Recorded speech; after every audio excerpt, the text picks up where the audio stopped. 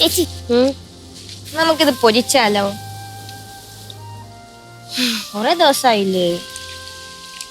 കുറെ ദിവസമായി. നമുക്കിത് വേറെ രീതിയിൽ പൊരിക്കാം. ഏത് രീതിയിൽ? അതൊരു വ്യത്യസ്തമായ രീതിയിൽ പൊരിക്കാം. പോരെ? നീ കഴിക്കാത്ത രീതിയിൽ പോരെ? ഇതെങ്ങനെ പൊട്ടിക്കണേ?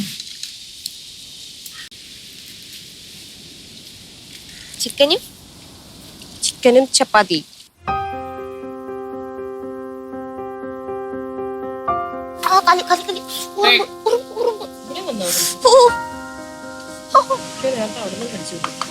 ചേച്ചിയാണ് ഉറുമ്പിനെ ഫുൾ ഇങ്ങോട്ട് ഒട്ടിച്ചു.